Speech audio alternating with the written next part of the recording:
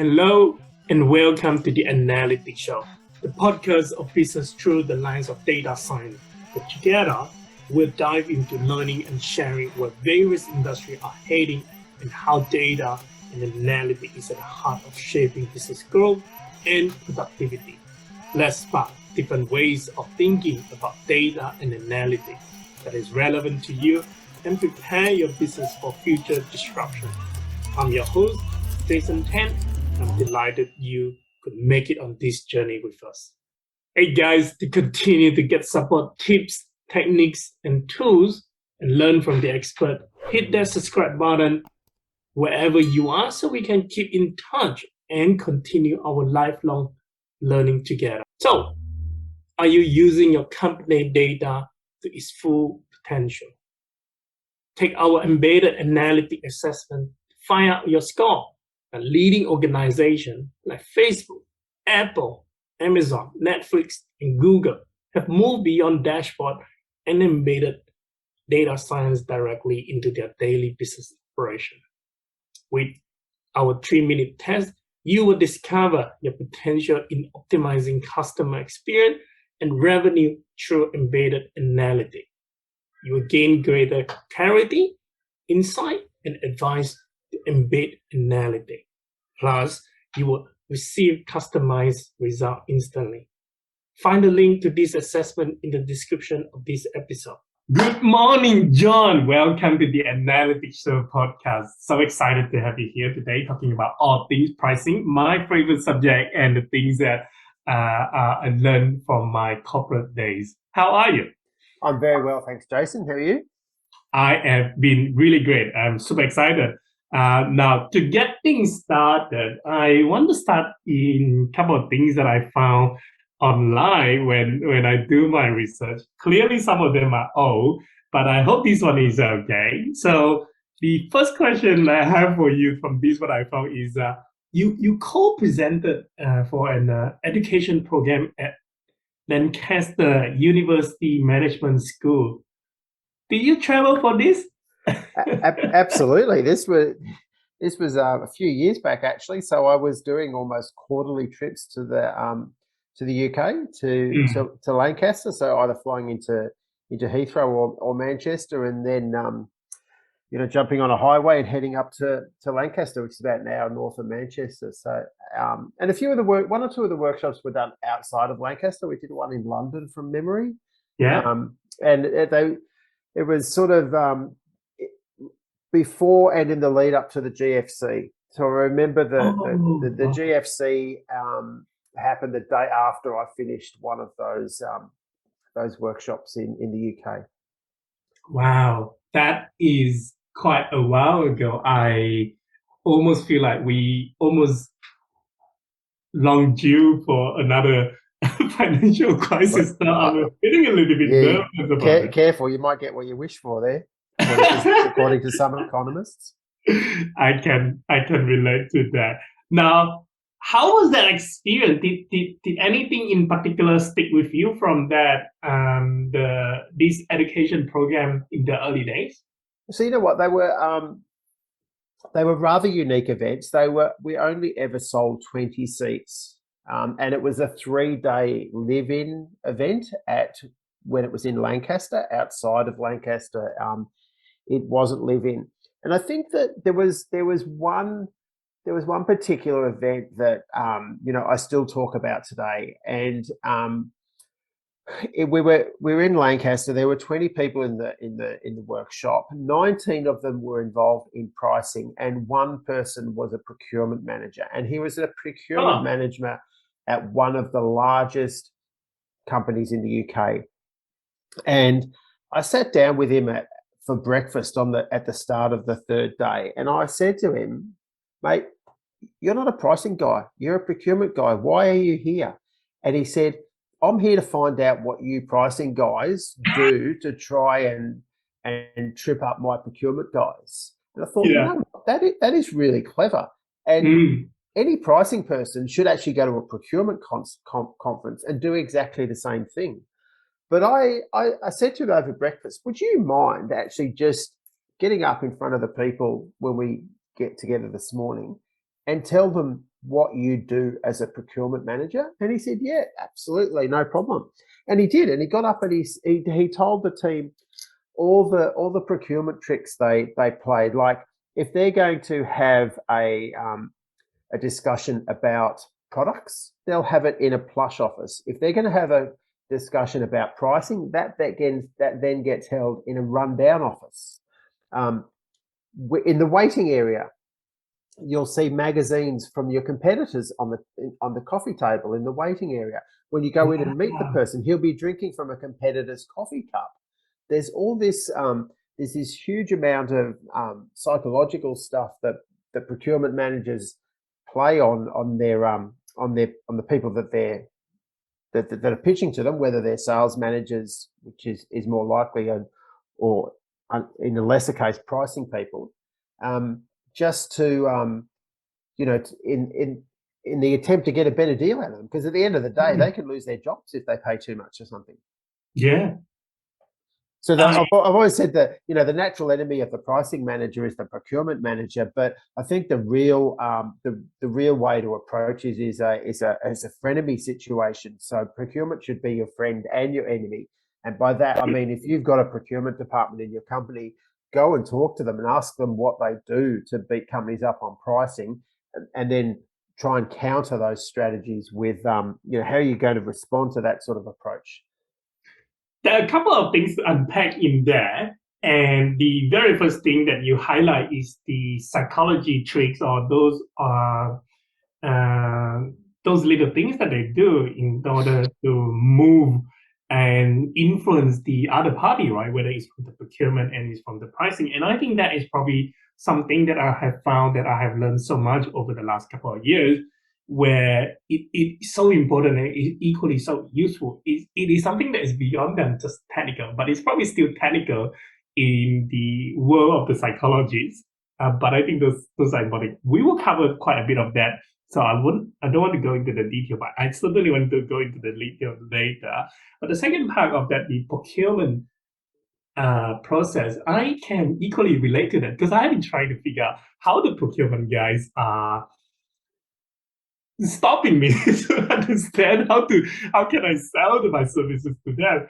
And one of the challenges that I personally found, apart from what you described, is the procurement guys, they don't actually want to talk to me at all, because it's like, you know what, I go and talk to the service manager, or the analytic manager, the line manager. They are the one who buying a service.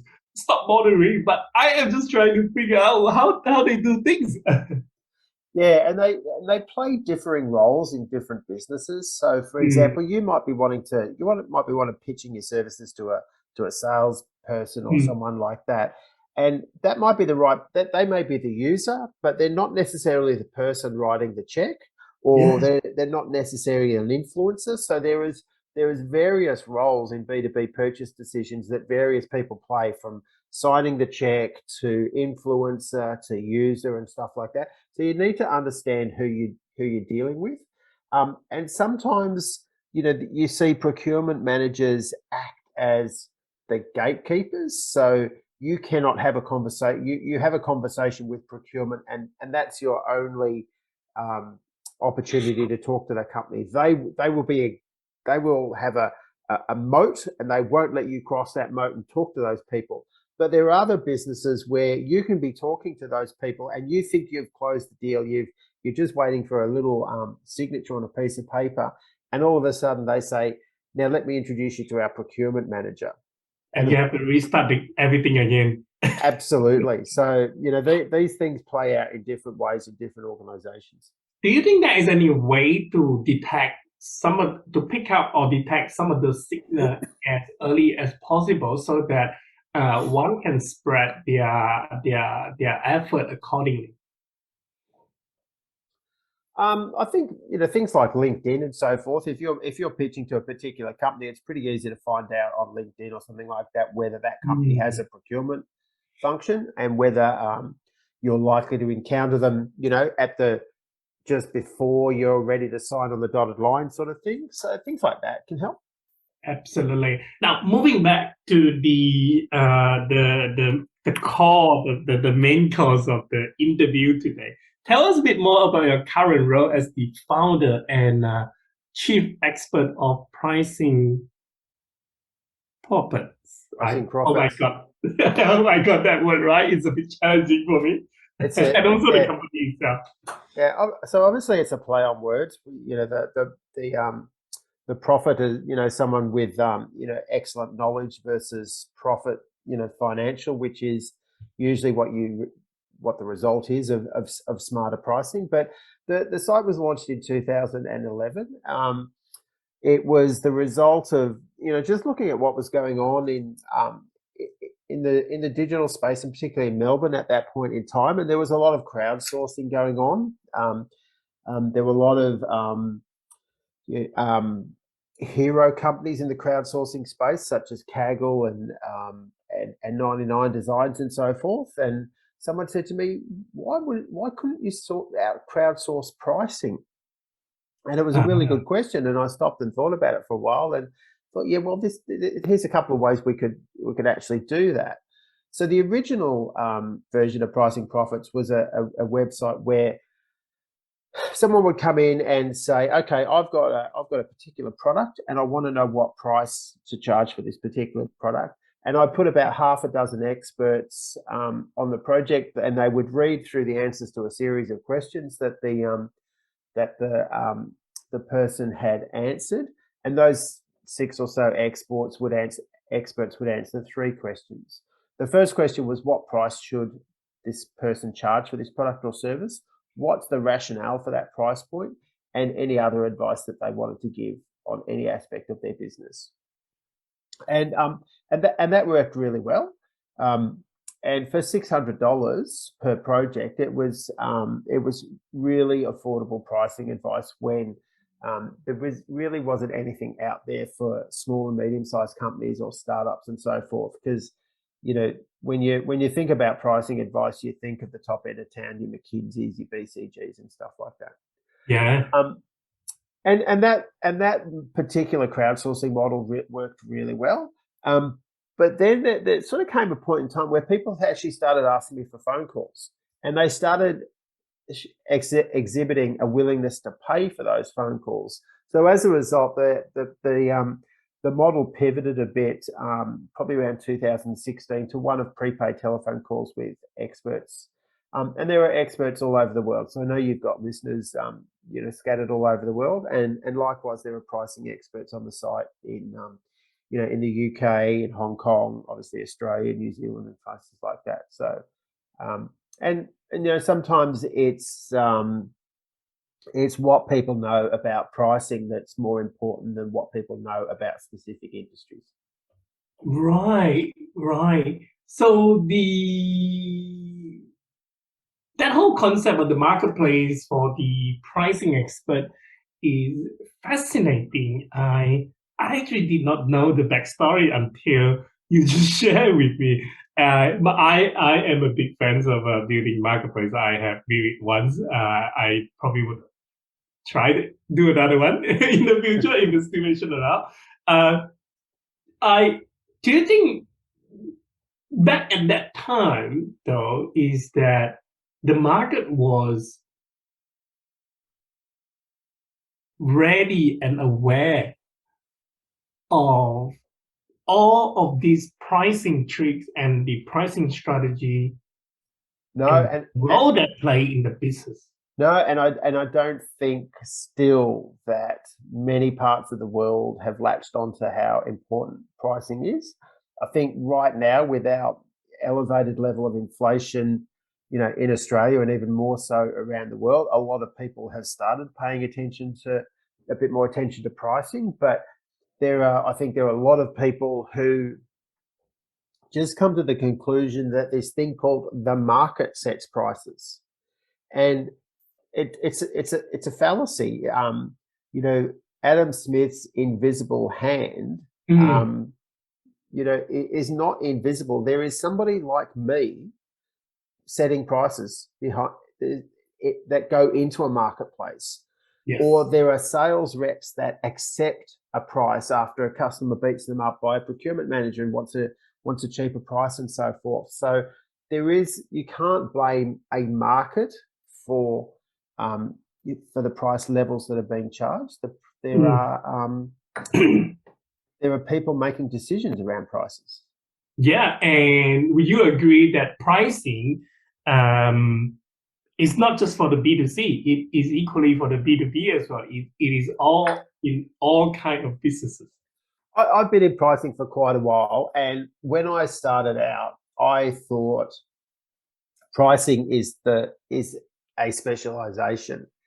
Increasingly now, there are specializations in B2B pricing, B2C pricing, B2G pricing, business to government pricing, even down to industry specific, like there are specialists in pharmaceutical pricing. So the world of pricing has just got more and more specialized over the years.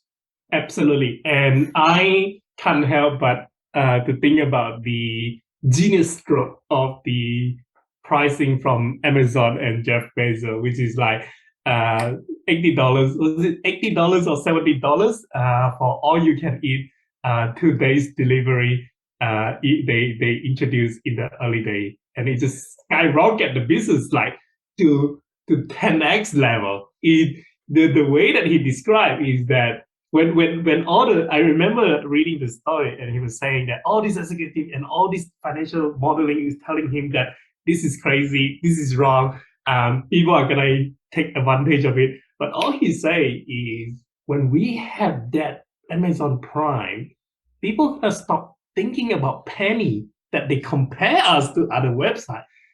That is just pure genius.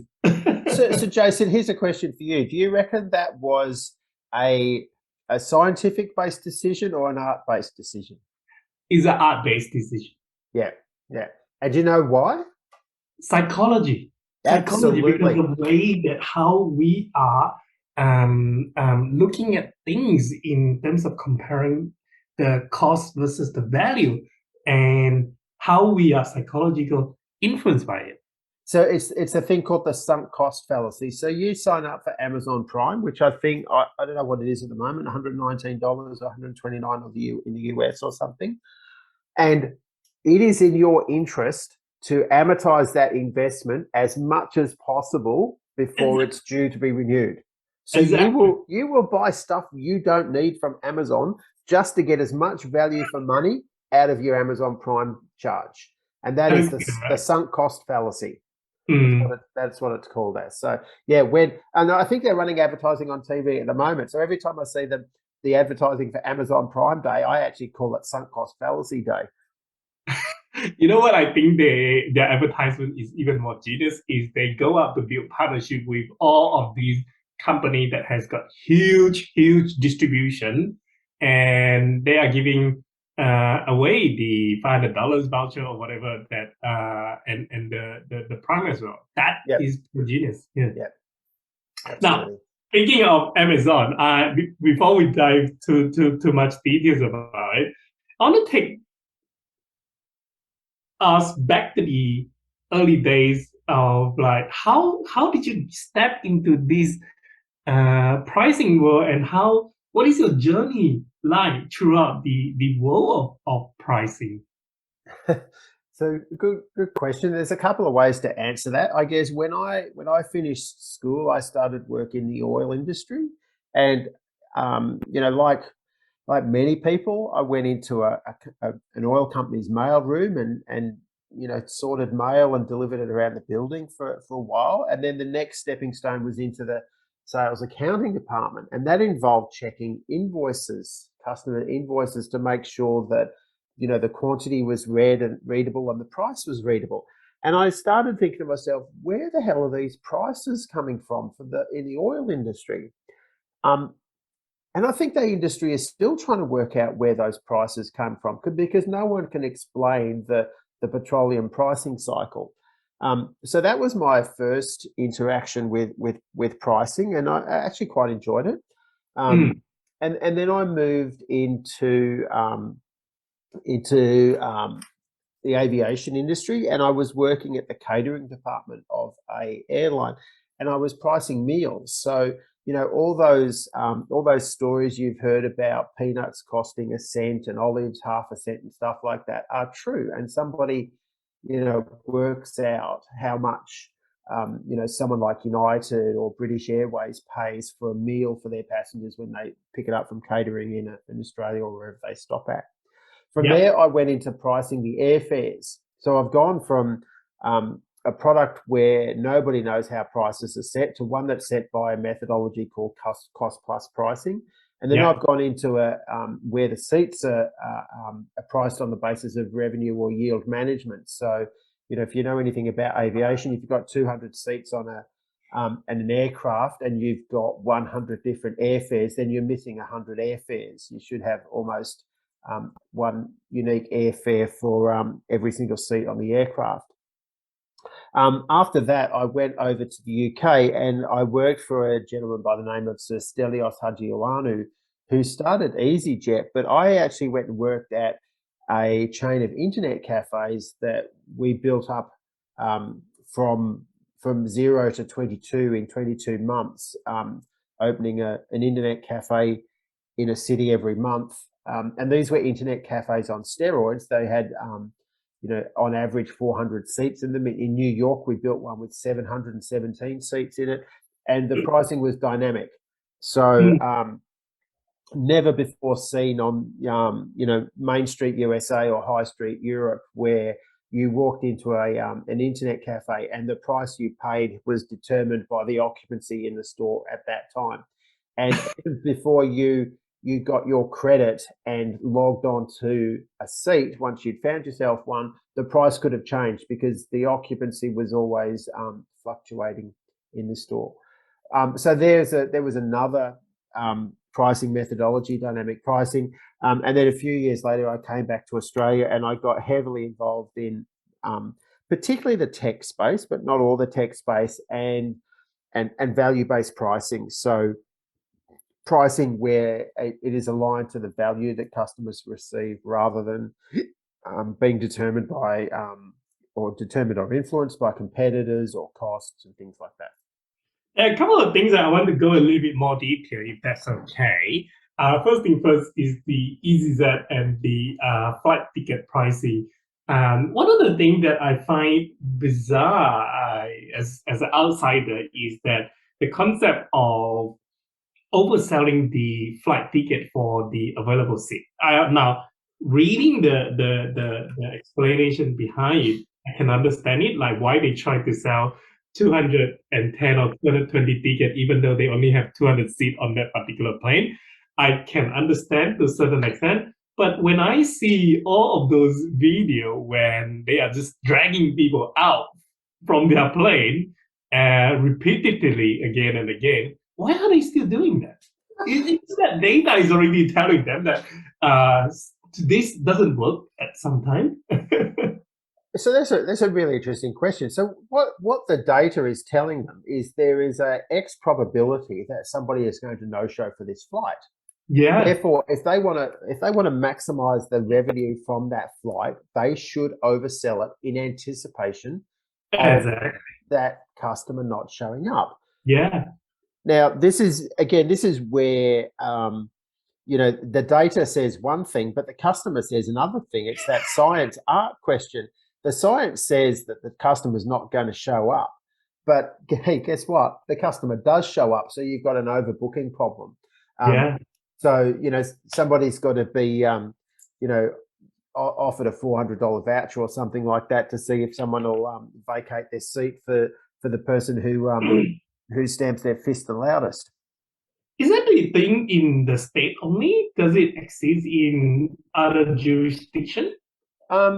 Look, it's a problem. It's something that happens in the aviation industry worldwide, and I think there are different levels of regulation and different approaches to the overbooking situation in various jurisdictions or at various airlines. So the US, I think, may have legislation around it, whereas in other parts of the world, the airlines have policies around it. Right. Okay. Coming back to that whole idea of the dynamic pricing, one of my favorite subjects, but I'm going to put you on the spot here. which is the dynamic pricing with the internet cafe. Do you think it may have overplayed to that extent, to some extent, where the dynamic pricing is used? I can I can appreciate the technical and the thoughtfulness of that, but do you think the market itself, the consumer, were ready in that sort of setting, in that sort of businesses? I think in that particular case, again, this was a time where, particularly in the UK, where the company was based, not every workplace had given employees access to the internet on their desktop. Like most of if you worked in a company, you would have access to their local network and so forth. But if you wanted to go and do something on the internet, there was a common terminal, in a corner there, and you could book a time on it and stuff like that. And that is the wave that the internet cafe chain that I worked for, Easy Internet Cafe or Easy Everything, rode, if you like. That they were popular because people didn't have internet access at work. People could come in the morning, they could send off a CV for a job, they could come back at lunchtime and see if they've got a response. And if they hadn't got a response at lunchtime, they could come back in at the evening and check again. And because of the newness of the industry, it was really easy to throw dynamic pricing on it because there was no legacy pricing to deal with. The challenge where dynamic pricing can be challenging is when you're trying to change to a dynamic pricing model. Uber again is another example of it, because it was not a taxi service; it was a car sharing service. So it was a new business, so you could throw a new pricing model on it. Much more challenging for the taxi business, for example, to throw dynamic pricing onto their model, because they already had an existing pricing model. Right. Makes sense. And I'm curious, like, given that all of this experience and looking back on all this experience and the journey, what is one key lesson you have learned that could help others starting out in the industry? That's a really good question. I think the most important thing that I've learned is that pricing is the most powerful profit improvement lever any business has. It's more powerful than trying to reduce fixed costs, more powerful than trying to reduce variable costs, more powerful than trying to sell more volume. So it is a really critical profit improvement lever, but you've got to know what you're doing, and you've got to know how to use it properly.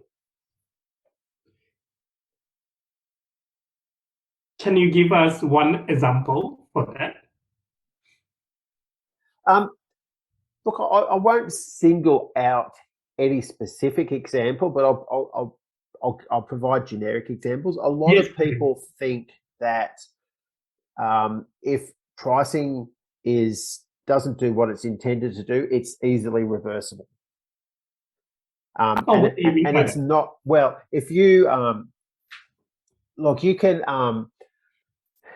Okay, let's say you're going to launch a new product, and you go, okay, I'm gonna offer it for $10, and in 12 months' time, I'm going to put it up to $100. I'm going to offer it at a 90% discount initially.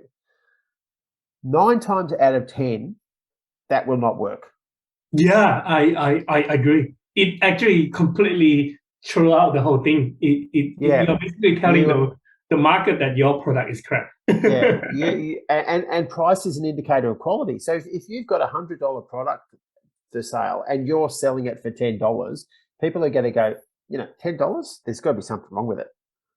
Looks like a $100 product to me. So I think one of the big mistakes is people think that pricing is something that's you can manipulate it any way you want. You can do things quickly.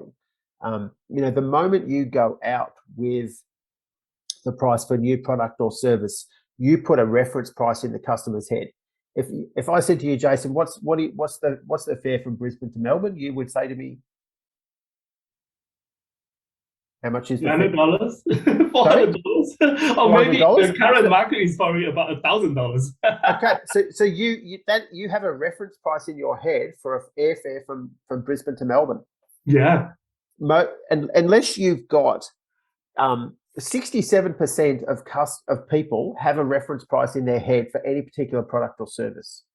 You know, there's not many products or services. It's revolutionary, new to the world stuff that people don't have reference prices for. And the moment you put out a price, you've created a reference price for that customer. So if you put out a price of $10, people don't think it's a $100 product. They think it's a $10 product. That is so true. And that is another concept. That is the same concept that I think people call it anchoring. And to a certain extent, I personally find it challenging to understand the pricing in the pizza delivery business, where the coupon is widely available and easily obtainable. You almost train the monkey to never pay for the full price again. That's the way I put it. It's the same thing like how in the early days where we go to shop at some of those e-commerce sites, add them into the cart, and then we close it so that we will be expecting a coupon to arrive in our mailbox. Yeah, it's fascinating stuff, isn't it? Someone once said to me, if you want to be successful in business, you've got to have a business that does stuff that people hate doing themselves. And that might be things like going down to the pizza shop and picking up a pizza. It might be mowing lawns. You know, some people hate mowing lawns. Is that why Jim's mowing so successful? Who knows? I'm pleased to say that I've never used a food delivery service, and I guess that's because I'm familiar with their pricing models and how much the cafe or the restaurant actually loses on the deal. So I sort of support them and go down and pick up my pizzas myself in the rare situation where I do get a pizza purchase because I've got a pizza maker and I make them myself. But it's a pretty brutal business out there for those food delivery guys. And on the one hand, the food delivery services have been successful, and I think it's off the back of doing something that people don't like doing, or they can get someone to do it for them. There's a laziness factor. Yeah. Hey all, I just want to give a quick shout out about this episode. It's sponsored by the Embedded Analytic Program at DDA. And the Embedded Analytic Program is designed for senior manager and executive in the business team who want to integrate data science into daily business operation and use it to drive customer experience excellence and revenue. And book unlimited strategy session for a full year and start embedding analytics into the business frontline.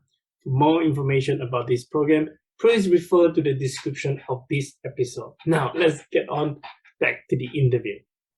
The world of the pricing in the pizza business is so fascinating. I wish one day I could speak to them. I have to say though, I feel like if I am paying the full price, the psychology, which is the art bit that I know we will be talking about it later on.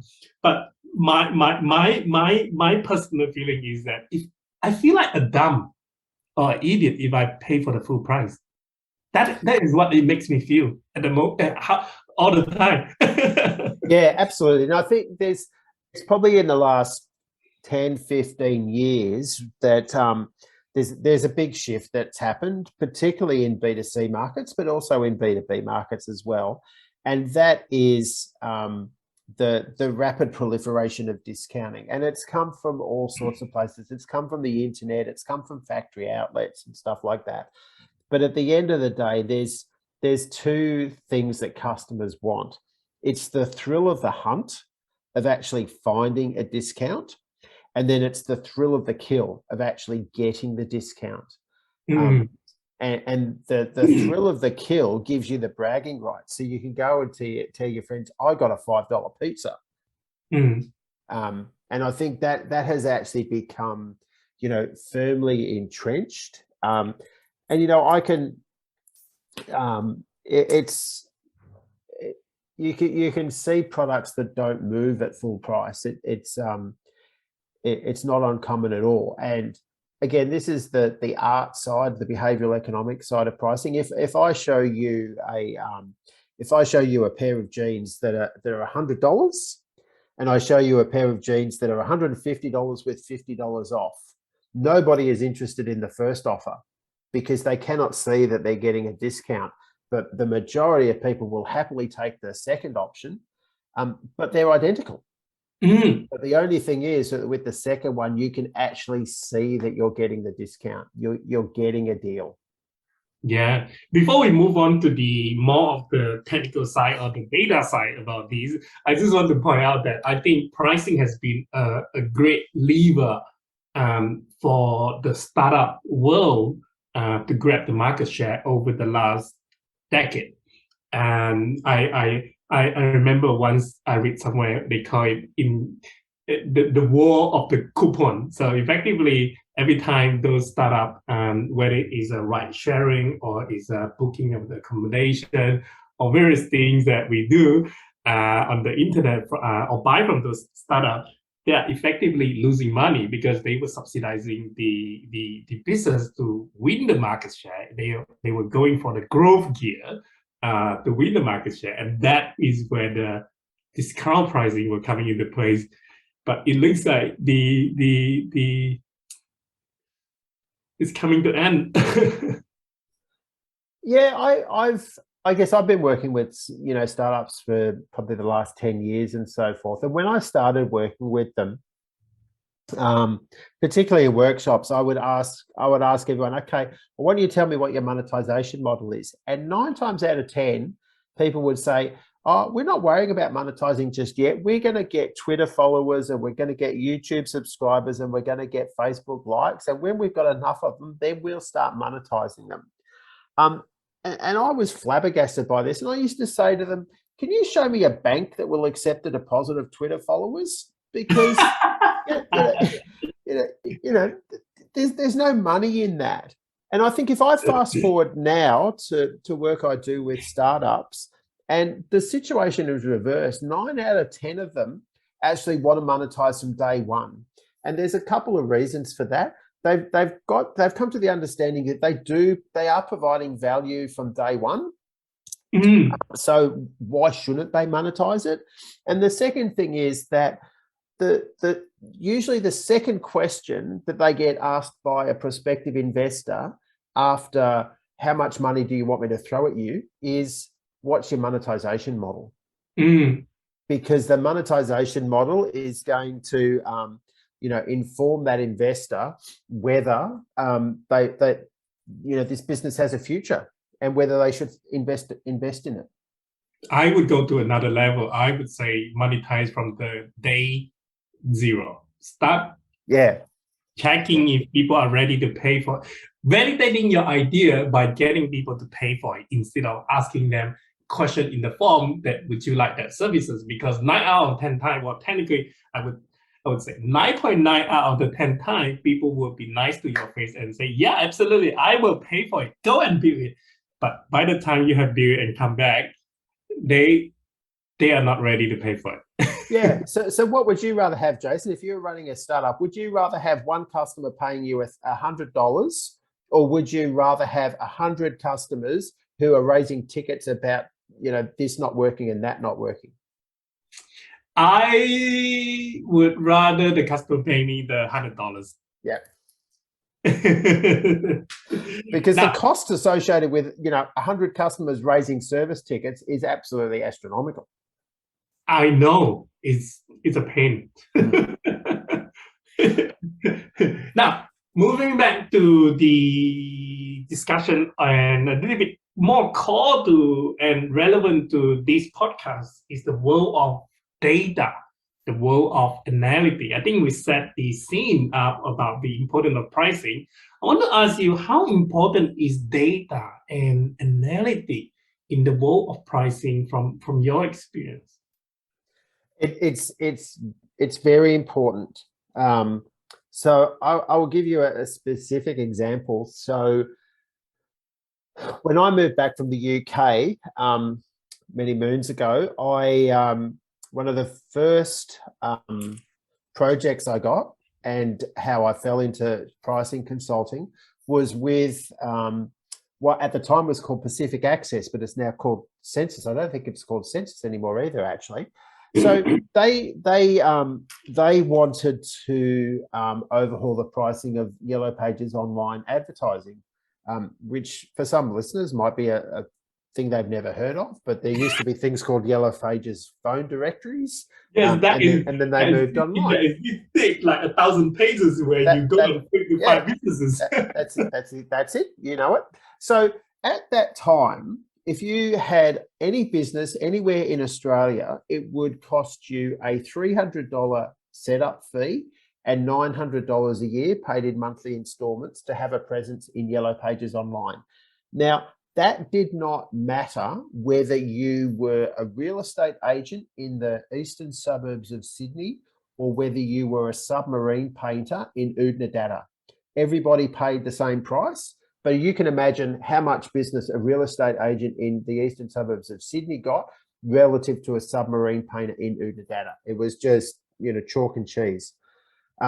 So using data, I devised a value-based pricing structure whereby there were 6 different tiers of geography across Australia. So there's not a lot of Yellow Pages online traffic in Oodnadatta, but there's a lot in the eastern suburbs of Sydney. And I also devised 3 tiers of headings. So obviously the Yellow Pages directories are organised by headings. So real estate agents, submarine painters. And that 3x6 was developed on the basis of, analysing the data of usage and customer numbers and a whole lot of other metrics and so forth. So in a 6-month exercise, smashed out what a new pricing structure looked like, executed it, generated $15 million in incremental revenue in the next 12 months. Fascinating. Will you take into the account of the position of the pages as well, to where there is a premium for higher up?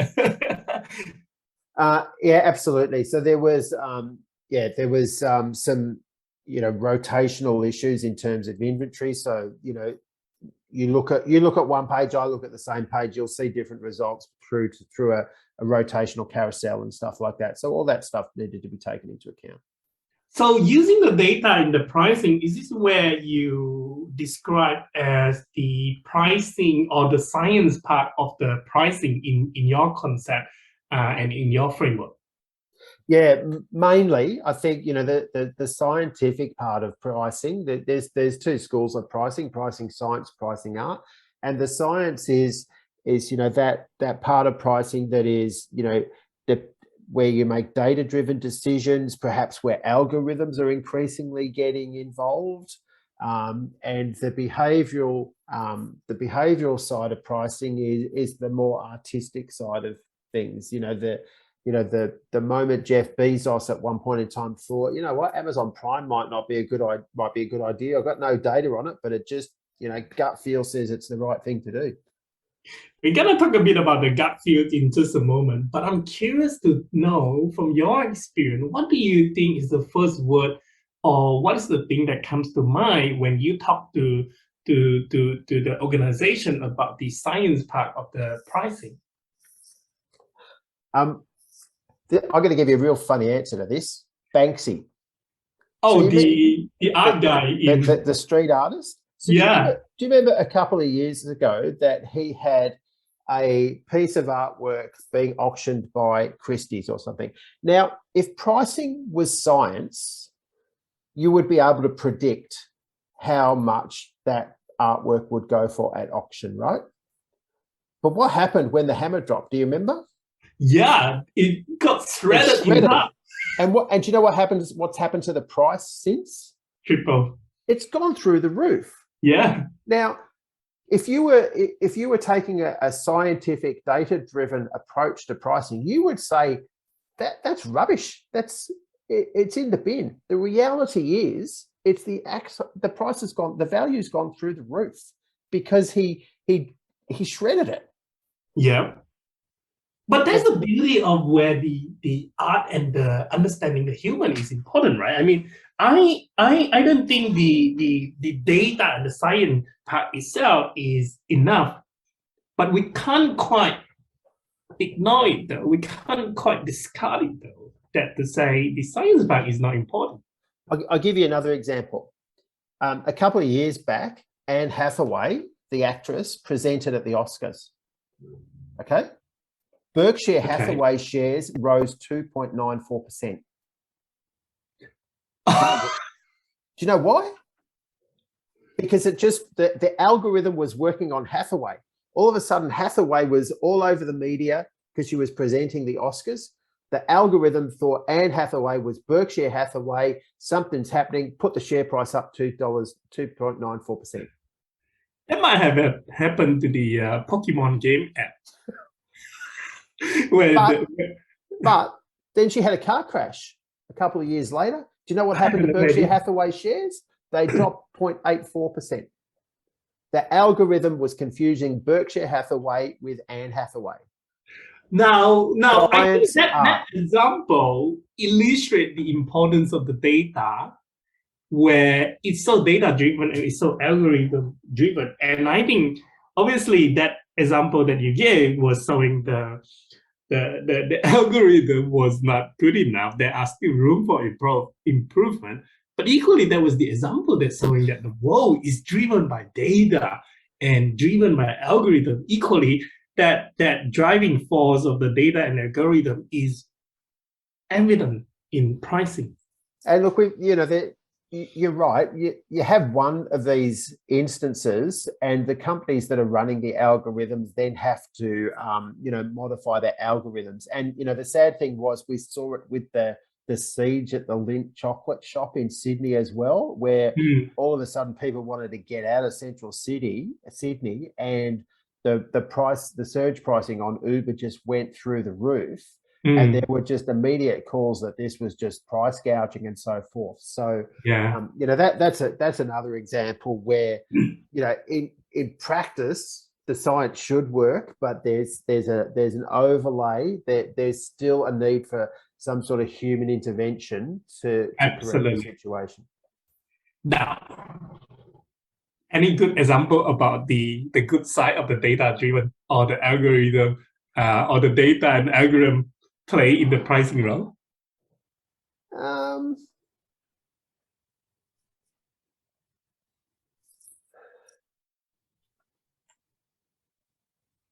Can you put that question another way?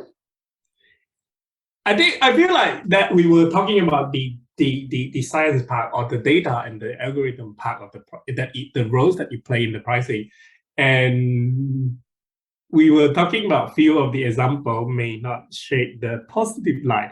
I am trying to make sure, or at least I want to paint a picture to the executive or the general manager here to say, well, that is part of the bit where we have to pay extra attention, but we can't quite discount the role of the data playing the pricing, so that they don't go and tell the pricing manager and say, hey, stop doing whatever things that you are doing with the data and algorithms. Yeah, so I think, on one side of the coin, you can use data. Data can be used for really predictable purposes. So, for example, if there's a big football match on in Perth that involves a Melbourne team, for example, or Brisbane, whatever the case may be, there's likely to be a directional imbalance in the passenger numbers. By that I mean, there's probably more bums on seats going to Brisbane or Perth than there is coming back. So that's a situation where the data will be pretty predictable. There's unlikely to be human intervention required. The airlines will be able to fire sale some seats on backloading fares back from Brisbane or back from Perth and stuff like that. So I think there is, there's there are situations where the science of pricing does work, and it works pretty predictably. I think there's also situations where the behavioral side of pricing can work in the absence of data. Now, I remember when we had a little bit of a rehearsal about this this podcast, that we were going to have a little chat about a pricing page on a website that you're quite familiar with, and it looks to me like that pricing page has gone. But if you're a startup, you haven't got data to actually analyze and make a data-driven pricing decision, and that's where some of the psychological stuff comes in. So do you put the most expensive package on the left-hand side of your page or the right-hand side of the page? Do you put dollar signs in your price points? Do you put decimal points in your price points? Do you express your prices as monthly, 6 monthly, annually, or do you just express them all as a price per month because they become they become cheaper? So I think there's some interesting examples where behavioral, the art side of pricing is going to work full stop, and the science side of pricing is going to work full stop, and you don't have to worry about the other side. Absolutely. I think it certainly highlights that the importance of both the art side and the science side of that both roles that play in the pricing. I don't think one can leave one of the without the other. Speaking of that, let's example. I think let's come back to that behavioral driven pricing. Can you share with us a little bit more about how the art side and the behavior driven part driving in the pricing? Yeah, so there's a couple of things. So I mentioned before, do you put your cheapest price on the left, or do you put your cheapest price on the right? In the Western world, people read from left to right. What that means is if you've got your cheapest on the left, that's the price people see first. Everything else, as they read towards the right, is more expensive. And people are going, oh, that's getting more pricey, and that's getting even more pricey, and so forth. If you have the most expensive on the left, then everything else is cheaper. And no one likes to be a tight ass, if you like. So people don't necessarily gravitate towards the cheapest. And the research shows that there can be anywhere between a 6 and 18% difference in, or 6 to 18% uplift in average revenue by having your prices laid out most expensive to cheapest when you're horizontally on a pricing page, so on a laptop, or even descending, so having the most expensive at the top and the cheapest at the bottom if you're on, say, looking at a pricing page on a mobile phone. So that's one example of behavioral pricing. The other one is, have you ever noticed why so many pricing pages have 3 or 5 products on them? Yes, I'm aware of that. I saw that, but please. Here's what happens. You offer a customer one price, and you've got a 50-50 chance of closing the deal, and that's it. If you offer customers 2 options, you're going to force them to make a price-based decision. And probably around 60% of the time, they will take the cheapest option. When you offer customers 3 options, there's 2 things that happen.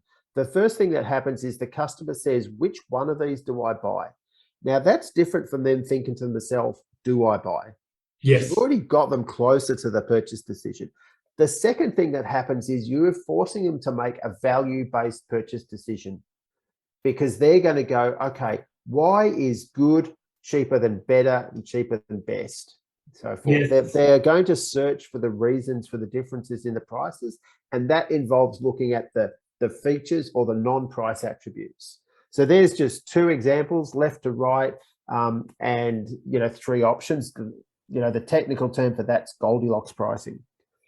And I think that 3 option thing, often the way that the market is doing at the moment is they almost force you, and not for, well, to some extent is a both side of the coin.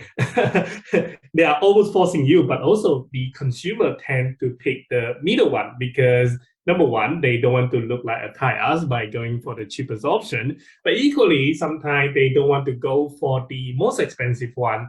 And it doesn't justify it. And the business can play is sometimes the way that they price the most expensive option and the one in the middle to be so little of differences, but yet the price is so massive in the gap, and they are basically just forcing your hand to pick the one in the middle. Absolutely. So what does that mean for your pricing? Well, your pricing between good, better, best should not be linear, because if you have $3, $4, $5, and you know that a good chunk of your customers are going to go for the middle option, why wouldn't you make it $4.20? And you'll pick up another 20 cents from every customer, and a lot of them are going to pay that 20 cents. So when you think about good, better, best, you should not be thinking it's a linear relationship. You should be thinking it's a logarithmic relationship. And if it doesn't matter what you look at, if you go into that milk distribution company, I think they're called Starbucks, or someone like McDonald's, their Happy Meals or whatever it is that's priced good, better, best, it's not linear.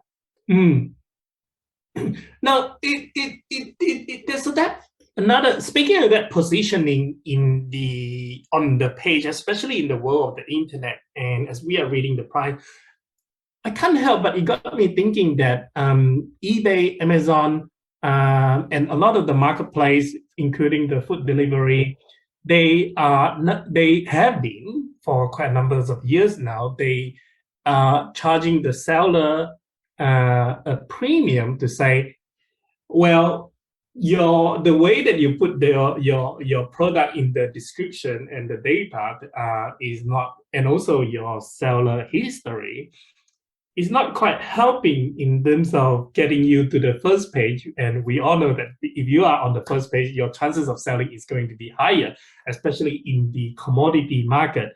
But you know what? I am happy to push you to the position of the first page, provided you are happy to pay for a premium, which is the advertising fees. How do you think that come into play then, given that we just described in the world of that positioning of how people were buying just because of the position that it appeared? Do you think that is disturbing the dynamic of the market? Well, probably not the right way of describing in using the word of disturbing, but I think that it created a completely brand new revenue opportunity for the marketplace, which is charging the seller a premium for the positioning.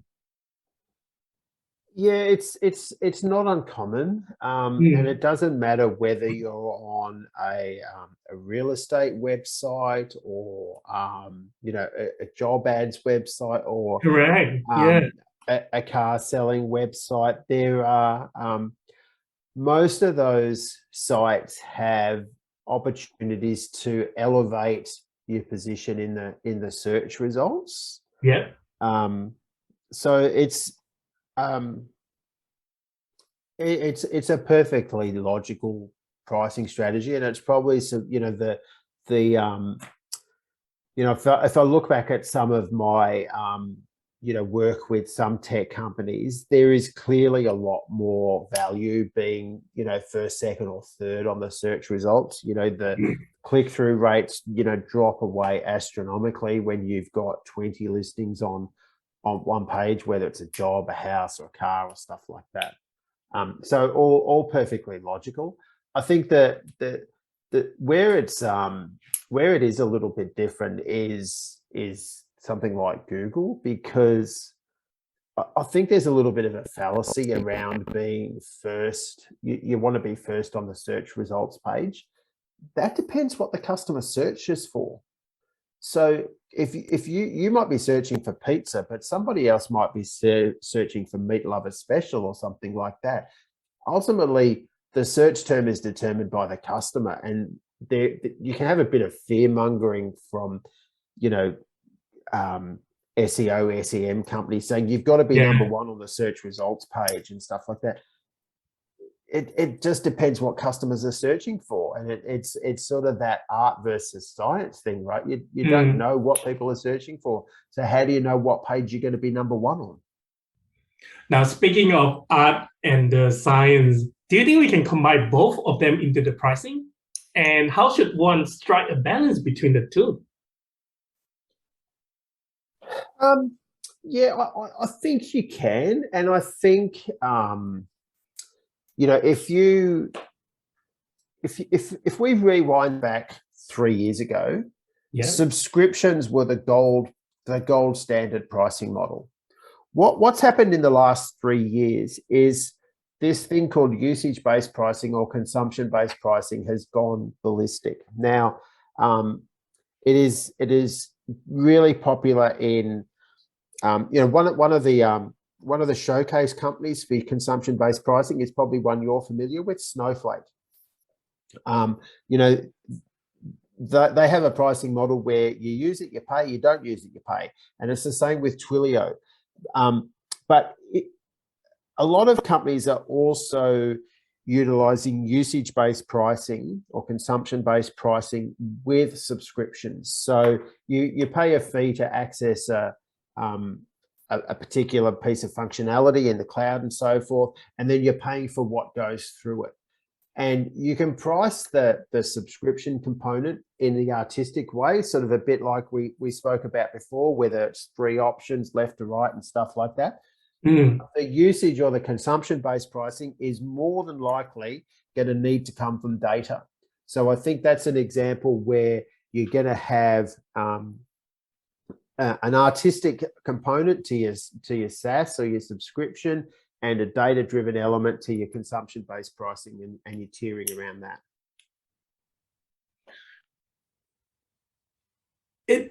Sorry, I feel like I'm going to put you on the spot here, and it's something that is just prompted me that is the bit that I don't quite get it. In what Jeff Bezos was describing, I can fully understand, appreciate both sides of the world, the usage page and the SaaS subscription. And there is this thing, I remember Jeff Bezos was saying in the interview, he was basically saying that if I were to be given 2 options, one is where my customer have to pay more as they use more, versus paying one price with all-you-can-eat buffet option. And he said, I would always prefer to go for the all-you-can-eat buffet option. And that is what is evident, or that is what he used in the Amazon Prime. And that is what he said. Sorry, 1 second. That is what he said, his preferred option. However, I feel like what he does with the AWS, the Amazon Web Services, the cloud computing pricing, when he first came out and say, hey, forget about paying millions and millions of dollars for the data center. Guess what? Pay 0.003 cents per computing. And that was genius. I feel like he was contradicting himself in there. You've just answered your own question, because when you started talking about Amazon Prime fixed price, I was actually going to say, well, you know what, look at Amazon Web Services and it's all consumption-based pricing. So yeah, I mean, I would just say he understands his customers, right? So true. That is almost, I feel like you said, I almost answering my own question. It's like you got to you got to find the right strategy depending on the nature of your business and the nature of the environment at that particular point of time. Absolutely. Yeah. Now, talking about the pricing strategy and talking about the two, what do you think is the factor, apart from the business environment, in your experience, what other factors come into play when choosing between the art versus science? When it comes to, I think there's a whole lot of factors that come into consideration around pricing strategies, and then they're not necessarily related to art and science. I think that, the art and science question comes down to questions like, how old is my company, and do I have a huge data lake of data that I can go and mine and so forth to make data-driven pricing decisions and so forth? Or is it, am I a really new business? I've got no data, and I've got to just, the only thing I've got to do is gut feel and stuff like that. But I think, on top of that, there are other considerations as well. Like there are, if you've got a CEO that's really pricing savvy, you're gonna have a different approach to pricing than, perhaps someone who's just come out of an environment that things, all you can do is charge on the basis of your cost plus a markup and stuff like that. It'll come out of your the type of industry that you're in and the number of competitors you have and what your competitors are doing with pricing. If you're just charging what the competitors are charging, in effect, you are outsourcing pricing to a competitor. And it's much more an important asset and important lever to manage internally than outsource to the competitor. So there's a whole range of factors and considerations that, some of the traditional battle between art and science and others are broader. Pricing is a diplomatic minefield. It doesn't matter whether you're the tea lady or the cleaner or the person in the mailroom or the CEO. Everybody has got an opinion on pricing. Now, on that note, do you have any advice for those looking to renew their pricing strategy through the use of behavioral and the data analytics?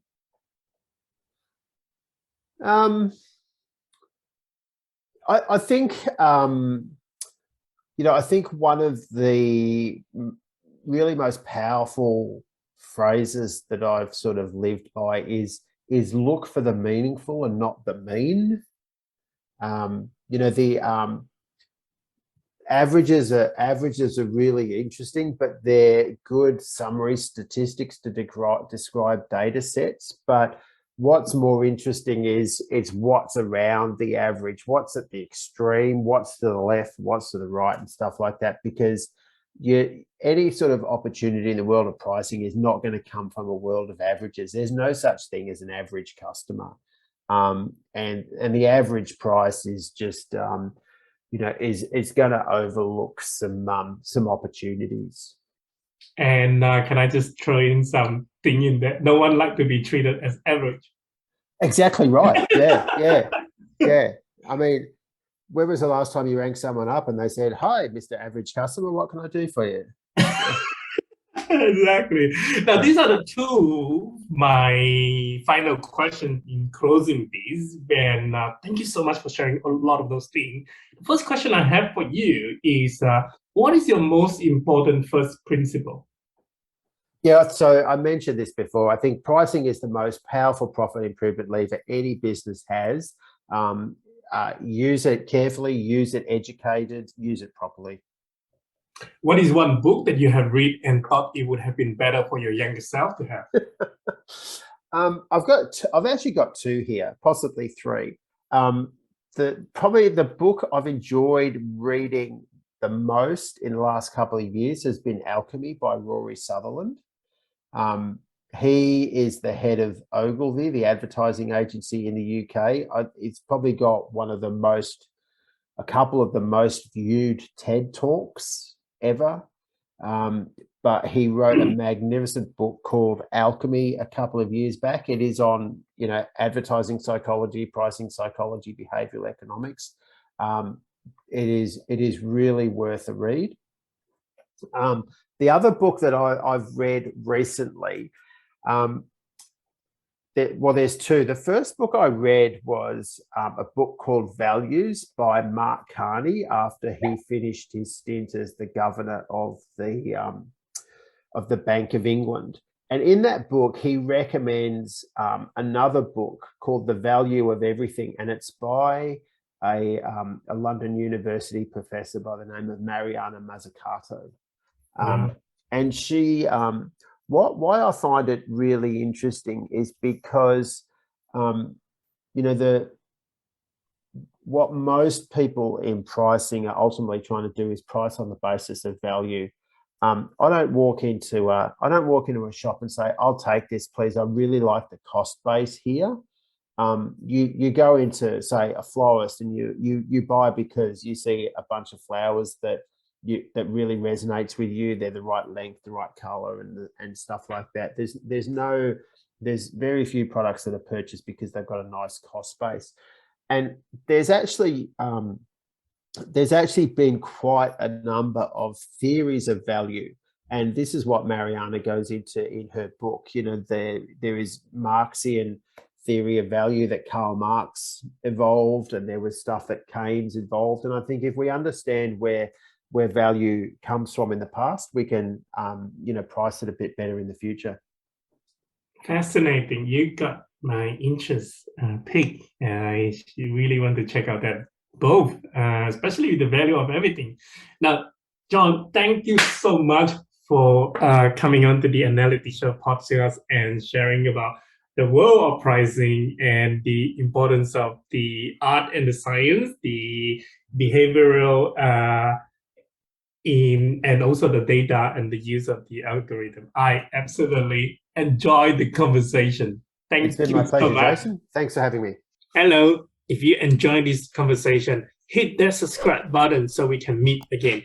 If you don't, I'll be stuck in an infinite loop.